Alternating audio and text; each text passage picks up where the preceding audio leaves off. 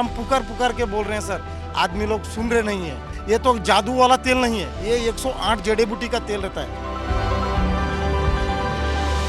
अम्बेडकर ने यह कह दिया था कि जब इस मुल्क की अक़लियत अपने हिस्सेदारी की बात करेगी तो इस मुल्क की अक्सरियत ये कहेगी कि ये फिरका परस्ती की और नेशनलिज्म की बात कर देती है। बताइए 75 साल में क्या बदला।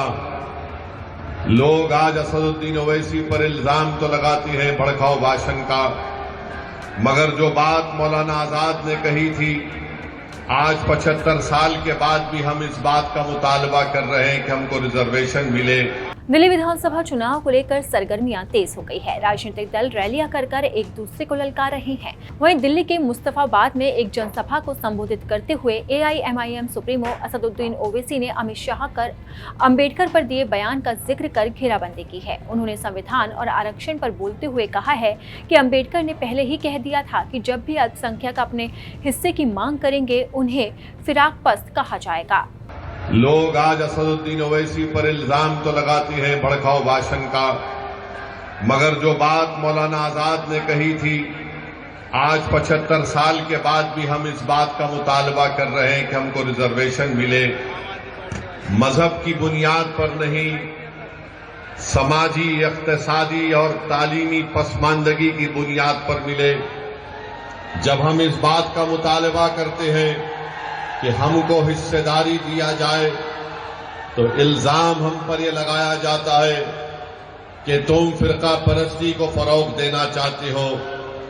इल्जाम उस वक्त भी लगा था 75 साल पहले, आज भी लग रहा है। इसी के साथ ही ओवैसी ने आम आदमी पार्टी के नेता अरविंद केजरीवाल पर जमकर निशाना साधा है। असदुद्दीन ओवैसी ने दिल्ली दंगों के आरोपी ताहिर हुसैन को अपनी पार्टी से टिकट देने के सवाल पर कहा है कि जब हम अपने ताहिर हुसैन के नाम का ऐलान किया तो इन लोगों के पेट में दर्द हो गया। बीजेपी को जो रोक नहीं पाते, मैंने उस वक्त भी पार्लियामेंट में उठकर कहा था जब 2024 के चुनाव का रिजल्ट आया था, मैंने कहा था कि मोहब्बत की कामयाबी नहीं है। जिस तरह तीसरे मर्तबा नरेंद्र मोदी भारत के वजीर आजम बने, ये मोहब्बत की कामयाबी नहीं है, ये नफरत की कामयाबी है। और उसी की बुनियाद पर तीसरी मर्तबा बीजेपी 240 सीट लेकर आई, मगर सबने कहा कि नहीं, बीजेपी के सीट की तादाद में कमी पैदा हुई है। अरे बताओ हरियाणा कैसे जीत गई बीजेपी, बताओ महाराष्ट्र कैसे जीत गई बीजेपी।